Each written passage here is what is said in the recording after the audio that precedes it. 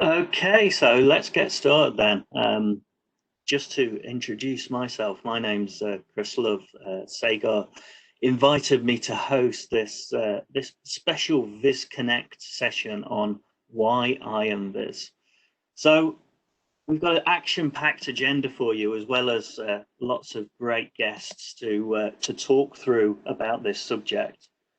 We're going to start off with talking about what is IronViz, explain the competition, explain exactly what it is, and then go through why we're talking about it. What are the benefits for you as an individual to get involved in this competition over the next month? We're going to then turn this into a panel discussion. So after the first 10 or so minutes of me, you get to hear the real experts who've done this, got through to the final. Some of them have won it. So we've got Sarah, Steve, Timothy, and Tristan to talk through that. We're going to have a discussion about IronViz, about some of their tips to help you with the competition. And then we're going to dive into a Q&A so that we can get your questions and put them to the five of us. But let's start off with the important piece around what is IronViz. Make sure we're all on the same page about this fantastic competition that runs in the Tableau world. It's really the highlight of the Tableau calendar. It's an annual competition that runs every year, and it's two things really. It's both the IronViz competition at conference, which happens every November at the big US conference. So it's a competition that runs there with 3 people on stage competing in 20 minutes to build a live viz that they then get judged on, and we crown the eventual IronViz champion. There are cash prizes for that winner. But when we talk about IronViz, we don't necessarily always talk about that competition. What we're talking about is the qualifier process to get onto that prestigious stage. And that's what's happening now all through July up until the 4th of August. So it's your chance to really get your best visualizations out there, have fun, and compete to get onto that stage. Or if you don't want to go on the stage, just compete and use it as an opportunity for an extended Tableau project that you can really put your best work into and get lots of feedback from the community as well. So what we're competing for is that live event in November 2020, and that's what we're building the visualizations for now.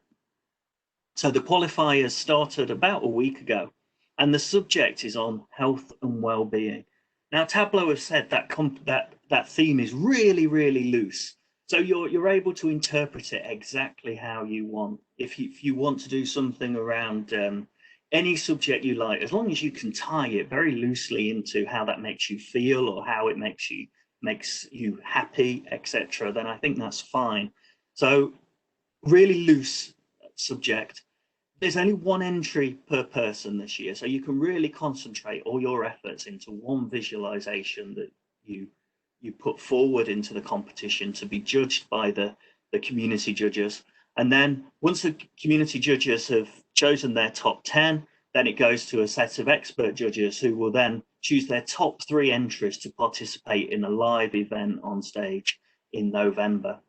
Now, remember that Tableau have pushed all their events this year to virtual. They're really reimagining the conference experience.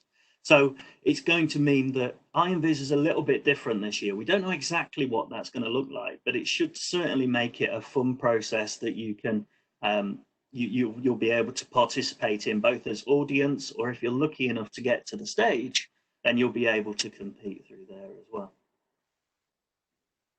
How do you enter?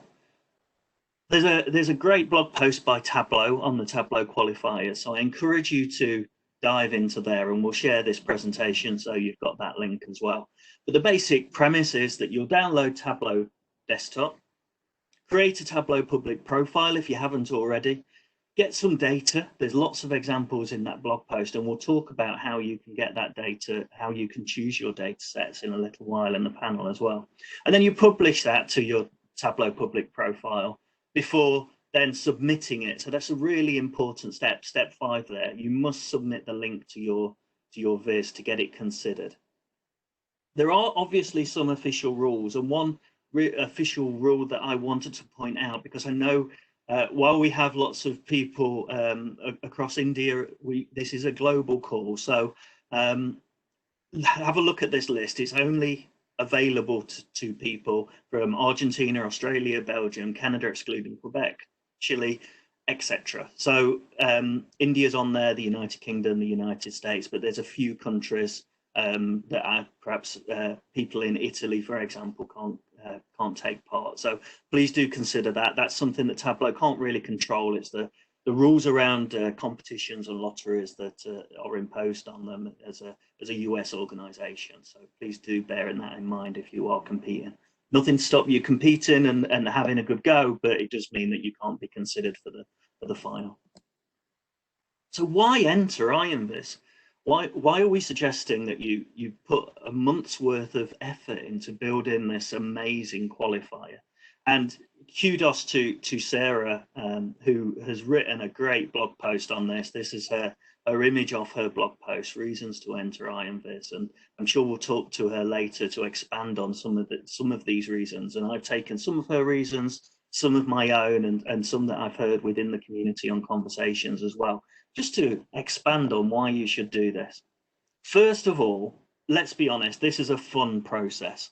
If you're not having fun doing IAMVIS, you're doing it wrong, okay?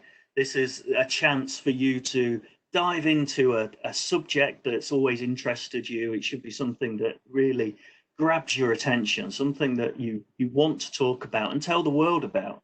So dive in there, have fun with Tableau. Tableau is such a fun experience that there's nothing wrong with just approaching it with that frame of mind and enjoying yourself through the next month, creating some visualizations. But let's be honest, it's going to be a challenge. It's going to be a challenge because you're going to have to put something together that you're putting out there and saying, this is my best work. This is the best I can do. I'm entering this competition and this is something that I'm proud of. And lots of people struggle with that.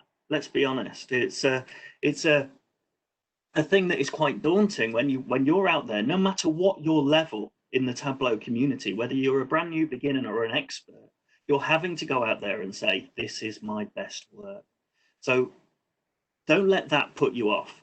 The Tableau community is such a welcoming place, and you will get lots and lots of support through the process of submitting your visualization. It's a great chance to improve your skills. We all need help with our Tableau skills. I'm learning all the time still. I'm a 6-year Tableau user, and it's a great chance to dive into a subject, ask yourself questions, and do things that you wouldn't necessarily do when you're at work or when you're doing a smaller project like Makeover Monday. You're able to really stretch yourself and expand into areas and pieces of functionality that you've never tried. It's a great chance to network as well. We've got such a great community, a global community in the Tableau world. And there are lots of people who are making themselves available to help you through this process. So if you look on Twitter, there are several Zen masters who said they will put time to give you feedback. I'm happy to take calls, and I've shared details of that on my LinkedIn post, as well as my Twitter channel. So I'm happy to have half-hour calls, and there's plenty of other people doing that as well. Mark Bradburn at Tableau is doing that as well. So if you do need help, you want to get to know new people, you want to chat about your experience on Twitter, this is a great way to get yourself involved in the Tableau community and really make some great friends. It's a great chance to improve your portfolio. This is something that is going to go onto Tableau Public as your best work. So it's something that you can show off at job interviews. This is something I did in my spare time, and it really shows what I'm capable of. It's something that can only improve the conversations you have around Tableau and how you're seen in the Tableau world and how you feel about yourself to have something that you're proud of on your profile.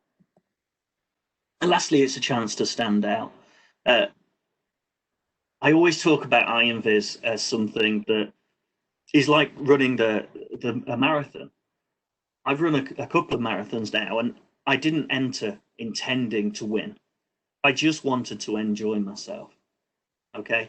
But the great thing about IAMVIS is, as we've seen in previous rounds, almost anyone can win and stand out. Hesham last year entered with 6 months Tableau experience and got onto the stage and was a joint winner.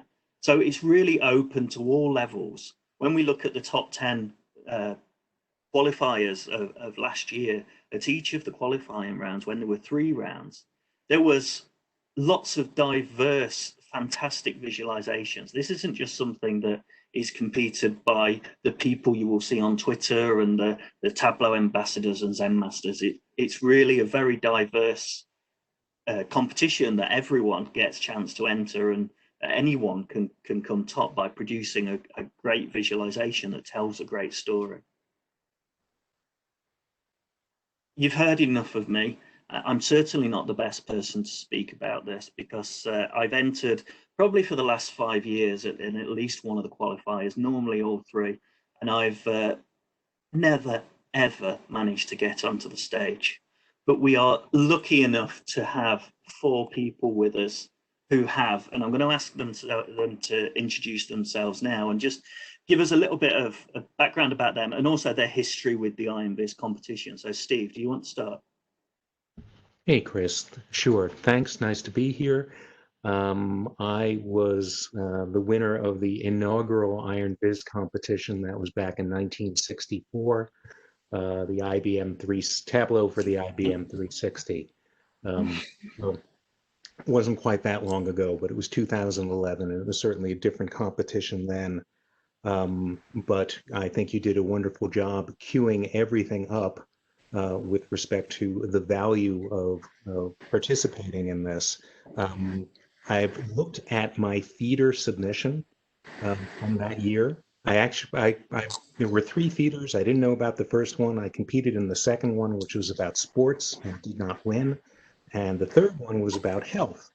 And the thing holds up. There's actually the analysis, some of the blog posts around it, and it did a tremendous amount to help my portfolio, and I learned a great deal in the building of this. Don't know if we're going to get to it. The only piece of advice that I may have for people who want to participate, and I gave this to Corey, who made it to the IronViz finals a couple of years ago, was think about doing something that in addition to something that you're passionate about and interests you, may shine some light on something that deserves light.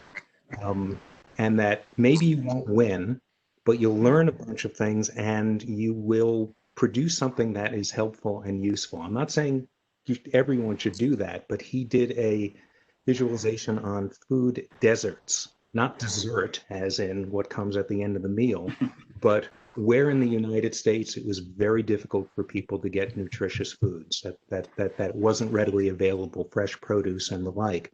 And he made something which was really useful and helpful and shined a light on an important social need. Now, it ended up helping him qualify for the IronViz, but it was just a win-win all the way around.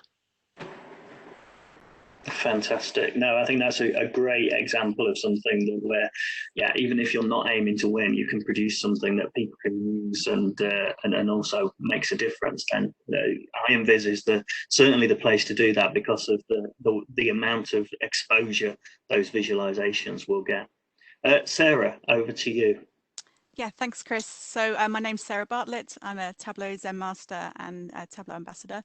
I was in the IronViz Europe final in 2018, and I didn't win. So Klaus won that round. When I entered, I didn't really know what I was getting myself in for. I more entered to challenge myself. Never thought in a million years that I would actually get through to the final, but I did. So my visualization was on European cities and specifically traveling around European cities on a budget, so the cheapest cities you can travel to.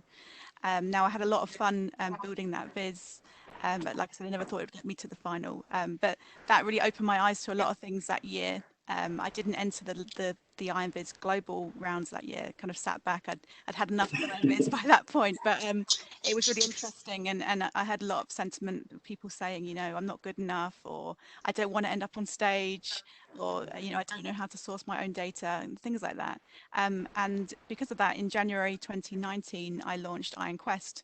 So IronQuest is modeled around the IronViz feeders, and it's designed to give you a taste of that experience and practice your skills, both in terms of finding data, cleaning data, and then building that into a dashboard or Viz that focuses on the scoring criteria for IronViz, which is design, storytelling, and analysis. So that's been running. We're in the second year now, and it's really great to see people, new people specifically, people that haven't entered IronViz before, come into IronQuest and you start practicing. Yeah, and I think looking through the IronQuest entries for over the last year is a great way to get some inspiration as well for entering and see what other people have done. So I think that's such a great project that provides so much inspiration as well as help for those people who are going into it. So thanks, Sarah. Thank you. Tristan. Hey, hello everyone. So I started using Tableau in 2015, and the reason I entered IronViz was to, exactly what you said, challenge myself to try to do things that are out of what you can do at work. And I was working as a consultant at the time, and when you work in industry, client often wants like the same kind of visual, and you cannot go like super crazy in what you are doing. And it's good. It's like and even right now when I work for my work, I tend to have more like clean and really easy to understand visuals. In 2017, I wanted to challenge myself a bit more, and I decided to enter the IronViz Europe feeder. And it was the first time that IronViz Europe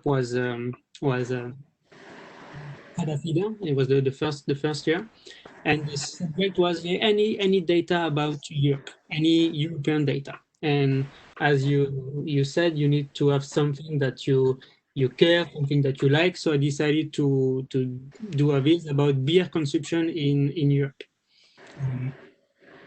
I did not get my ticket to the final, but I get some great feedback, and this is something I want to say to everyone. Even if you don't go to the final, you can ask for feedbacks, and Tableau will happily, and the jury will happily give you feedback on how to improve. I received the feedback and I incorporated it in the second feeder of the global IronViz that was about the forest and the jungle, and it was about that safari viz. It was like safari, jungle, forest, that kind of idea. And I used the feedback I received. I did something a bit crazy that doesn't look like my habitual work, that is even sometimes hard to defend, but I get my ticket to the final, and I won in Las Vegas in 2017. So again, do something that you like, have fun, do something that you enjoy, and ask for feedback to know how to get better. Yes. Fantastic. No, I absolutely agree. And Timothy, over to you for your introduction. Yeah, thank you, Chris. Thank you for having us. I'm also very happy to be here. Interesting that I go last because my story is quite similar to Tristan's, at least at the start. The year is also 2015 when I start using Tableau, and it's also in the capacity of being a Tableau consultant, which has also very much driven that journey, I guess, because I've been a Tableau consultant as part of the same European team ever since I started working with Tableau. And we did something really stupid that first year in 2015. There were 5 of us, and we thought, hey, why don't we just all go to the US Tableau conference, because we have no idea what we're doing. And it's going to cost us a lot of money, but we're going to do it anyway, and we're going to have a lot of fun. What I remember most from that trip is, outside of seeing Las Vegas for the first time, which is an interesting experience in itself, what I do remember most is seeing IronViz live with I don't recall their exact name. I usually do, but the person who won that year had this story on the data set based on news articles and news in general, and they It was built. Shine, was it? It was Shine Pulikatara, you're right. And they just had built such a captivating story that there and then, at that moment, I thought, well, you know, I like my job, but if there's something I really want to aim for, maybe it can be that. And I was thinking that as a silly thought, you know, because whoever in their right mind would have that as an objective. Fortunately, you know, it's over the next few years then just driven what I've done to get better, as you were saying, practicing Iron Viz through submissions, through trying innovative things like Tristan was also saying, doing things that are different from what you do at work, all very, I guess, eye-opening and self-improving things that have built up over those few years. And I've had a lot of time to do that because, well, a lot of personal time at least, but I entered every feeder since I saw that final in 2015, with the exception of 2 until I was then selected for the last one of 2018 for the final. And I want to emphasize that in that process, indeed, that's when I started discovering how wide and how helpful the Tableau network is too, because I remember very well that I think that was during the feeder period of that last feeder of 2018 that I ran into Sarah, for example, and we didn't know each other very well, but she had just been a Iron Viz finalist then, and I talked to her about having entered and what you know what that experience is like, just entering even a submission into the feeder, and she was very helpful and talked about the whole experience from her side, what that meant after that. And it kind of made me dream about, haha, imagine I win this feeder and then move on to the final, because it sounds really fun the way that Sarah tells that. And effectively that then happened, which I'm still thankful for. But yeah, the whole journey there has been about learning. Just it's always about learning, and that's been emphasized by everyone here. I don't need to do that again, but still, I guess that is the main point. Win or learn, you can't lose, right, with Iron Viz. So that's been absolutely, yeah. I think that tagline holds up. I mean, yeah, and entering is such a great way to just improve your skills across the board.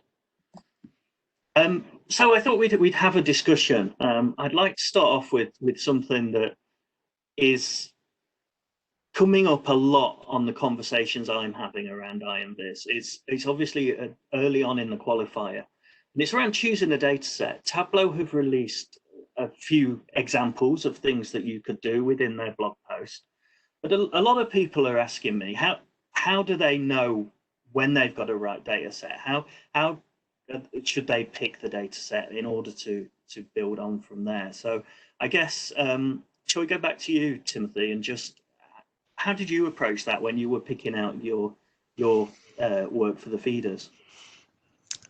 Yeah, well, thanks for asking, Chris. I think it's safe to say that personally, for me, choosing and settling on the data set has been the toughest part of participating in Iron Viz each time. I'm pretty sure it was actually the toughest part because there is just so much out there. Tableau provides a few examples of data sets.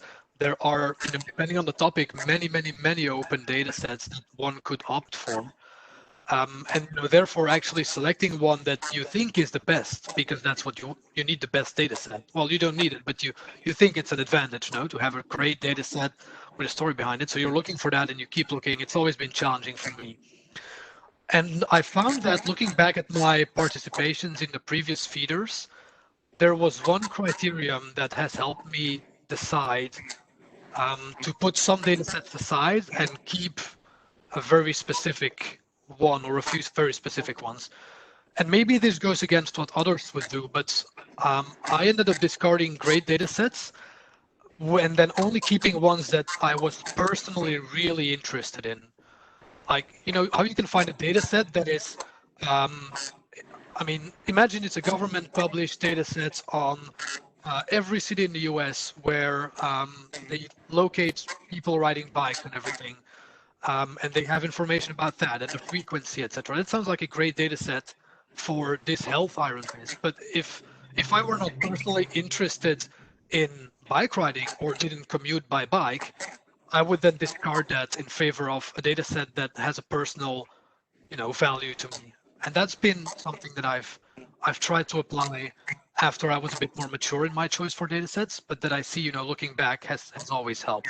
So the personal approach, the personal importance of a data set does come into play. Yeah, and I'd agree with that. Whenever I've done IronViz qualifiers, I've always thought almost of the question first. What am I interested in around this subject? Then gone looking for data sets around that. Do any of the other three panelists have a different approach? No, but it's exactly what you said. And this is the feedback I received from Tableau when I asked for feedback the first time I wasn't selected. Is they say I was lacking a story. The design was good, the analysis was good, but there was no really story about beer consumption. It was just presenting the facts. Mm-hmm. And this reflects how I choose my data set. Like the first time for the beer thing, I was like, oh, I want to present data about beer consumption. So I find the data set and I visualize it. For the rainforest part, for the second feeder about the forest, I was more looking at every data set that I could find about this subject. And sometimes it opened ideas that I didn't have before, like, oh, yeah, this is a great thing to add in my story. And I started to build the Viz around a story, around different ideas that were based on the dataset. So it's not like it's more like the data sets that I found were helping me write my story. And in the end, I used 4 different, but really small one. It was just like tables on internet that I found, and it was like the story was in 2 parts. First, the positive things, the percentage of forest cover in country, so where are the rainforest, the number of species in those forests by country, and then the bad part, how much do we deforest, like the deforestation in those areas, and the number of endangered species. So it was really like 4 different data sets, but as I was searching internet, the story built itself, and I was like, oh, this is good to add in my story. And so, yeah, I think the more you search, the more you have like a clear view on your subject, and the more you can build a story around it. So I would say don't focus on one data. Sometimes you find one data set that contains everything you need, but also don't hesitate to read. I read a lot, so just to get more knowledge about what you want to tell, your story. Yes. No, I think that's great advice. Yeah, taking things from more than one data set and building that out and using that to build up the story. And I guess that really feeds us on to the next point around how to decide, once you've got that data set, what angle you should take and how to build that on. Steve, I know you've talked to. I remember seeing your talk in Berlin about how to really make your analysis and things pop. Do you want to give any advice about building out a Viz that really resonates with people? Well, what I did and what I would do are 2 different things. What I would do is figure out some way to insert the individual into the narrative and say, gee, here's all this information. What about it interests you? Do you want to look at people with a similar background, where you live, things like that? That has been more than anything else my secret sauce to getting people involved in dashboards, which is I make it a reflection of them to some degree. In the case for my IronViz feeder, I would have loved to have done something like that. Originally, I was going to try to tackle how all 50 states in the United States was tackling a certain healthcare problem. This is 9 years ago, and shocking data most states had terrible data available to people. Amazing. Thank God we don't live in that type of situation now. There's nothing but great data about what's happening in the United States. And realized this is way too ambitious to do you do this, and I found some very good data in Texas about HIV, AIDS, and sexually transmitted diseases, and started looking at, well, wow, they have this broken down by county. Oh, they have some longitudinal studies. In which counties is it increasing? In which counties is it decreasing? And then there's, well, are the family planning, are the healthcare clinics in the right places? So that means bringing in another data set and saying, well, here are all the counties and here's where the outbreak of these things are. Do they have clinics? And wait a minute, look at this clinic over here. Look at this place. The rate of transmission is way down. I've got to call I have to call the person who runs this clinic and ask, what are you doing right? By the way, the guy was totally surprised. He said, what, we're doing better than everybody else? I said, yeah, you are. What are you doing differently so that other clinics can learn from you? And fortunately, there was a rich enough data set in there that you had the longitudinal data, you knew where the clinics were, you could contact these people, and ended up figuring out what's working well, what's working poorly. If I were doing it now, I'd figure out some way to, how can I make it so that, oh, you probably want to look up something about your county, your area, something that's meaningful to you. That's what I would do with it. But I didn't kind of figure that out until 4 or 5 years later in my career. Oh, I think that's fantastic advice. Sarah, have you seen any difference in when you see in IronQuest in how people approach things with both that exploratory approach that Steve talked about, telling people about their area, but also then explanatory? And then perhaps you could also talk about whether you've seen complex charts and do they work as part of an IronViz qualifier, or do you think it's more important to focus on simple charts? Yeah, so on your first point, I think we see a real mixture of the two. With the last challenge, which was quantified self, I think it was more explanatory because it was data about people and their personal data. So it was more like, look at, I've done this many exercises during lockdown or things like that. And there wasn't a need to really explain the data around it. The data was the data, right? We've seen other ones where we've done deeper topics like healthcare and prisons is one that stood out, which we did earlier this year. So that was a collaboration with Project HealthViz. And with that one, I think it was a careful topic that it needed much more of a balance between explanatory and explanatory. So here are the charts, and these are why the numbers are showing a certain trend.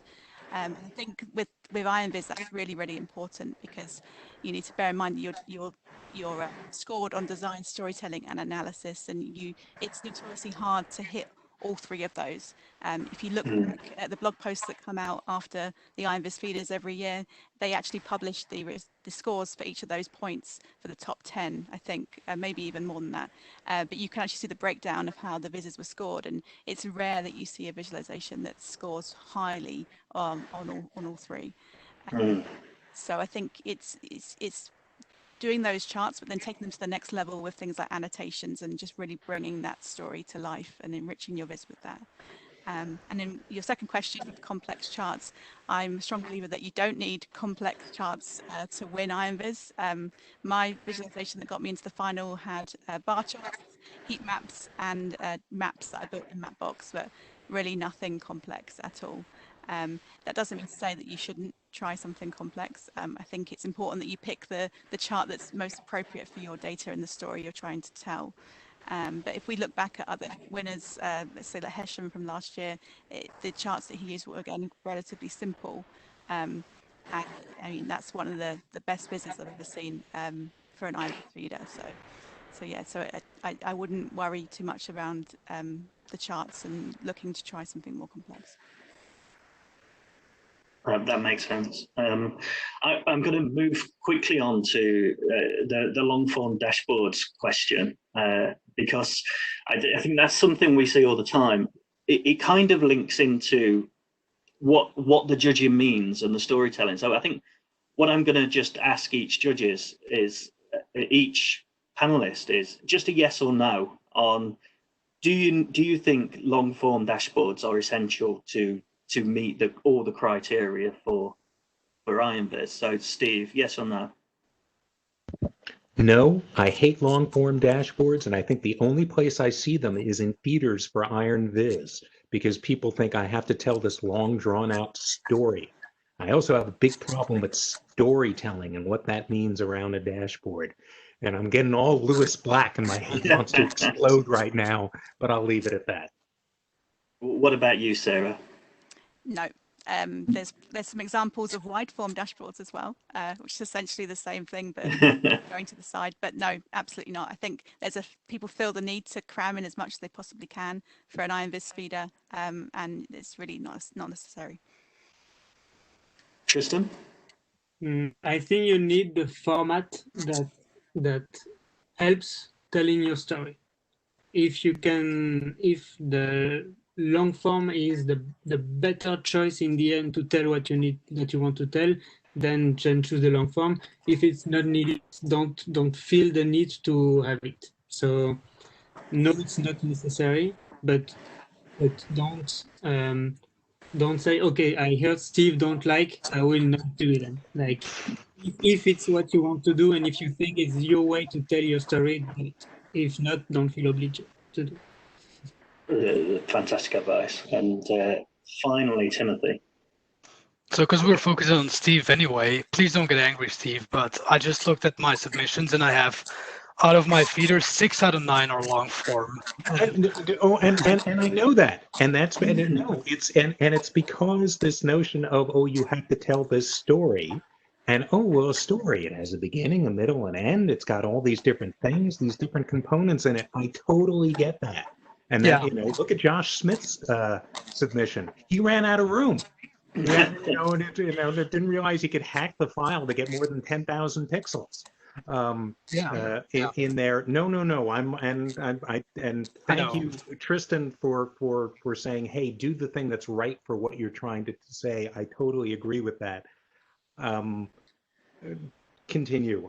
If we have time, we'll come back. Steve, what does storytelling mean to you? If it doesn't mean a story with a beginning, middle, and end, if you're judging an IronViz and you see something that isn't that, how do you get good marks as from the judges if you don't really telegraph that beginning, middle, and end for the storytelling part? Well, you have to have a really good finding. And did you ask me? I'm sorry if it was somebody else. Yes. I was going to Steve. We'll start with you and then come on to well, there has to be a finding in some way to relate it to people and look at these amazing things that I discovered. And I'm going to tell you about it and show you why this viz is shining light on it. The most real world thing in the IronViz competition is the 2 minutes each person has to explain their viz. That's real world stuff where I have to convince you of what I've done, why it's worthwhile, how it's going to help you, whatever that is. That's real world. The other stuff, these long form dashboards, I do not see them in the real world. I've seen some great scrolling telling type of stuff. And so of last year's submissions, one of my favorites was Kevin Flairledge, because he came up with kind of this very cool way to do scrolly telling using hidden and collapsible hidden and then revealing containers in an entertaining way. But this term of storytelling and that I've got to have this whole narrative versus here's this finding, here's why it's useful, here's why this is shining the best light on this. That's valuable, but this narrative, I think it is sending people down a path that I don't see use that.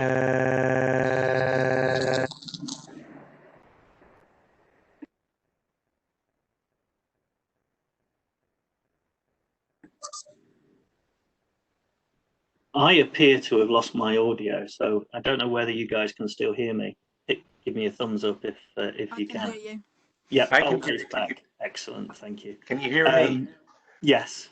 Okay. So I guess quickly, just Timothy, did you have any points on that? On the long form dashboards, that is, or on Steve's point. Yeah. Well, actually, it all comes together in a well. I don't want to make the conclusion for everyone, but I'll say 2 more things, which is I built a lot of long-form dashboards, getting back to what I was saying, because I was learning and I didn't have any better ways to, effectively convey that unless, through using a beginning, a middle, and a conclusion. And that's just what I defaulted to, and that seemed to allow me to still experiment enough. So I guess that's just the reason why I did that. But that certainly doesn't mean that you have to, because it's true that these are not real world dashboards, and there's other formats in which you can, in a much more compact format, put much more findings and much more story. And I was thinking specifically of Tristan's Viz actually, which literally is called A Tale of Rainforest. So the feeder entry he won with, because there it's not the long form that tells the story, it's the interactivity, and it's taking the user by the hand and guiding them through by constantly having them interact and do things. And I mean, that's another way that is a little more real life, I think, than a long form dashboard, because think of the concept and the principles around guided analytics. This is I think the most tangible way you can apply what Tristan has done there in business dashboards. You build in interactivity that will have the user work through the data and find the story themselves. Obviously, there's not just one story usually with these kinds of dashboards, and there's many, and they could be different every week, but you still build around these same interactive, I wouldn't say rules, but principles that guide that. And I thought that, that was reflected well in there, and that's where these two worlds meet for me.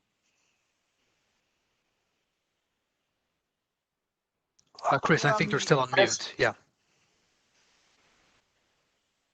Thank you. Yeah.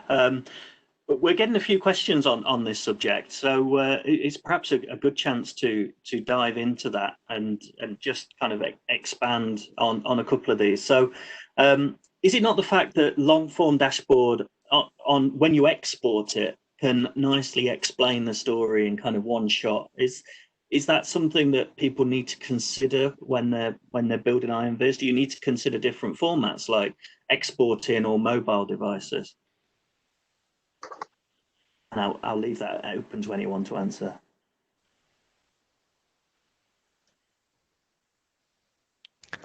I'll admit one thing, Timothy here, by the way. So I'll admit one thing. When I've worked on IronViz feeders, I wrongfully have never thought about the mobile aspect or the possibility of exporting. I've always been very fixated on creating something that is going to be consumed the way that it usually is for IronViz, but that just isn't the reality of 2020 anymore. I'm pretty sure that many people consume entries on their mobile devices, and I've made the mistake of not doing that myself, and I realize that. So I don't know how others feel about that. I guess they changed the rules and said this has to work on a mobile device too. They haven't. Have they? You're saying they should? No, I said imagine if they did. Oh, also, I got to get one word in on something, that I'm saying, gosh, I hate long-form dashboards. I think the first long-form dashboard in Tableau came from Jeffrey Schaefer when he did quantified self, and I loved it, and it made me want to meet and know and work with Jeff Schaefer. Okay, so point taken that there are times and a place for these type of things. So he won me over with Viz. His musical dashboard, wasn't it?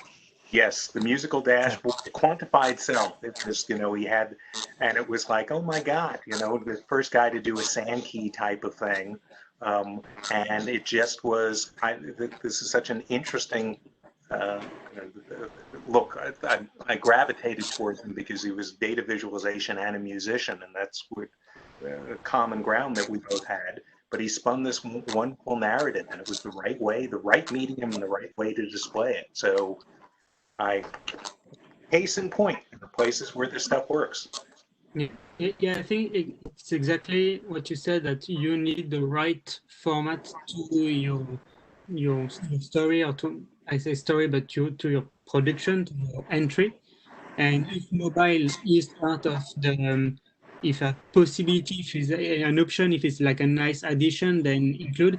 If it totally ruins the experience of your entry, then it's not necessary just to say, hey, I made it on mobile, even if it's not telling anything nice. for my entry, thank you, Timothy, for for talking about it. At the beginning, because it was a story, and I wanted to be like a child story, like with chapter and stuff. The first idea was to have it with pages, like Tableau pages, and have not this long form, if you can say, it's just like a long dashboard, but have more pages. But in the end, when I added like the last chapter and the interaction to find the password to unlock the final chapter, I needed the user of the dashboard to be able to quickly find information everywhere in the dashboard and play and say, okay, I need this information, so I will look there to find it, and etc. So in that sense, the format was dictated by the story and by what I wanted to produce. I remember that some people won because they made also an incredible work on mobile. Like they made they had a really good feeder, and on the final they made it on working on mobile. So if it suits your story, if it suits your dashboard, then do what works for you. Yeah, absolutely. A couple of connected questions. One from Ashik and one from Rajavel. In terms of when you're adding, what do you think about adding navigations in dashboards instead of long form? And I guess the other question was kind of connected to that. If long form isn't the answer, what is? Can you think of any good visualizations that people can look up on Tableau Public that demonstrate good ways of doing this that isn't long form that you think could have won an IronViz qualifier or should have done?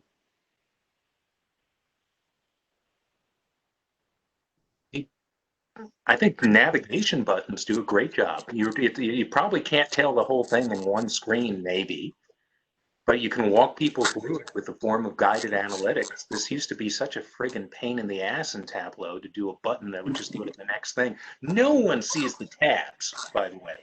If you have tabs on it, making a button that would just say, hey, click here to move to the right to see the next thing was just a giant pain. Now it's super easy, and you can just kind of walk people through 2-3 screens. Works great. The visualization by Lindsay Betzendahl, no, it's not a IronViz entry, but it's a visualization that she did with Project HealthViz on women in prison. And she's used a collapsible container. So she has the lower section of the Viz. I think it's got a Voronoi, Steve. But she has a Voronoi chart, but then you can switch that. And underneath it, she has more like almost another dashboard that you reveal. So, I mean, that's a good way of, avoiding the long form, but having all that additional detail in there as well. Those two new features are super helpful. Yeah, being able to turn different elements off and let people explore and guide them through analysis, I think is really good. I did one on U-boats that exclusively use story points. So if people are interested in that, then that's one example to look at. It didn't win, so don't copy it. There are other ways of doing this. I think as people have said, you need to stick to what works for your story, not just make it fit long form because that's what you think people need. You can also get a really nice one-shot example of a dashboard that people can interact with and work with as well. There's nothing in the judging that I think really precludes that. You can tell a good story by allowing people to interact with it, get good analysis and get good design out of just one page, really tight dashboard that allows people to interact with it. Lisa asks about getting feedback on visualizations. When would you recommend people get feedback? Sarah, probably one for you from IronQuest. What's your experience there? Yeah, so I'd absolutely recommend getting feedback and get feedback from a mix of people as well, not just one or two people, people with different viewpoints and different skill sets. I remember when I was building my Viz for the European cities, I actually got some feedback from Klaus, so it's funny because we both ended up in the final, but we exchanged feedback with each other when we were entering. And I remember he had a really different perspective on some of the things that I was doing to the other people I was talking to for feedback, and I found that really beneficial. So I'd say build out get your viz to a decent level, and then share it with a few people, and get their opinion on it. Would you do that right when it's almost done, right at the end when you polished it, while you're still in progress, to share your thoughts? I guess it depends on what you feel comfortable with and how confident you are with your story or your data set. I mean, I think Chris, you've been giving people some feedback on like data sets and advice at that stage. So I think you could do it at any stage of the process. For me personally, I'd probably do it a little bit further along once I had more of an idea of what I was going to do. So I know when I've planned out my vizzes before, I've drawn something on a page, and it's never ended up looking anything like the original plan. So yeah. I'd like to add something on the feedback. Yeah. Because I have a different opinion. I would suggest to build, like, to ask feedback after. Of course, it will be too late. Of course, it will be like you cannot change anything. But in the end, you will have done your thing, and you will believe entirely in what you did. And for that example, my feeder is about the rainforest. Once I made it really just for me. I didn't share anything, and I wanted to do it like something that was, let's say, mine, and challenge myself, and not to have contradiction opinion to destabilize me. So I really did it, and when I publish it, I get some feedback after from at work and something like, yeah, you are not going to work with that because there is too much clutter. The viz is really cluttered, and it's so simple because I only had one map and 3 bar chart. Only that, like 3 bar chart and a map. And yeah, so you need to make something a bit more crazy for the RNVs, and say, okay, I'm not gonna win. Okay, thanks for the feedback. And in the end, I got it. This viz was selected for the final.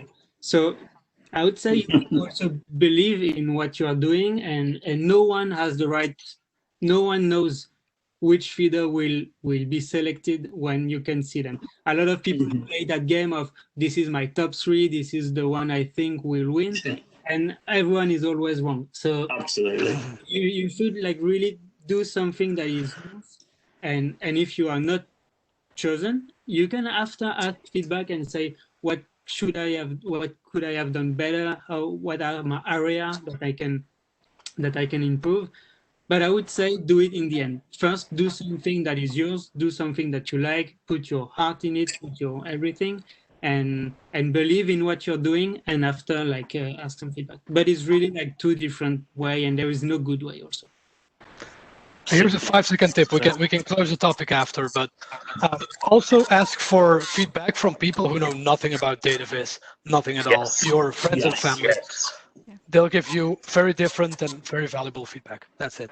Super. Well, we've got 2 minutes left, so I was going to ask you each for a 30-second tip or myth on IronViz. So Timothy, that was yours. So Tristan, do you have a tip or a myth in 30 seconds that you can share? Yeah, just I said it already, but like really do what you're comfortable doing. Yeah, a tip, yes, it's something I always said to everyone who is entering the feeder is, do it in the purpose of learning something new. So in the end, after you publish your feeder, you need to have learned something that you didn't know how to do before. And each of my feeder, I push myself to do something that I had no idea how to do. So you will have done something that is good because it's new and it's something that you didn't know how to do before. And even if you lose, even if you are not selected, you will have learned how to do something that you had no idea how to do before. So use something new. Yeah. Sarah, what about you? Tip or a myth? I'm going to bust a myth. I'd say you don't need to have been using Tableau for a long time to enter IronViz. You don't need to be a Zen Master or Ambassador or Super Tableau Whiz or anything like that. I'll give you a few examples. So Klaus, who won the IronViz Europe Championship that I was in. He'd been using Tableau for less than a year at the time, and he'd mainly been doing like Makeup and Monday entries back then. And Hesham last year had been using Tableau for 6 months, and then went on to win the competition as well. So you absolutely don't need to be an expert at this. Super. And Steve, you can close us out. I'm looking at, the strip at the top of my screen and would just say, follow those 4 people that are up there. Chris Love, Sarah Bartlett, Timothy, Tristan. They do remarkably good work, and they are ridiculously generous with their time and expertise and would be willing to give feedback, as is pretty much everybody in this community. If you're not seeking feedback yet, Tristan, I understand, stay true to yourself. But if you want someone to go, hey, is this as clear as I think it is? The community is wonderful at helping you. Follow these 4 people. That's my tip. Thank you, and thank you all 4 of you for sharing your time today. It's been a fascinating discussion that I think we could have carried on for well another couple of hours, to be honest. So thank you all. It's the top of the hour, so we're going to close out here. We'd love to carry this conversation online. Feel free to reach out, tag us on Twitter. We can happily chat, give feedback, as Steve said. We're all happy to do that. And personally, I'm still doing those sessions. So if you do want to look me up on LinkedIn, get a session booked with me. I'm doing half-hour sessions at any stage of the process, and you can book multiple ones. So feel free to ask for help, and I'll happily reach out. And I know other people are as well who I can point you in their direction. So thank you very much, everyone. It's been a great hour, and look forward to seeing your interest. Thank you very much. Thank you. Chris, thank you so much. Great to see everybody.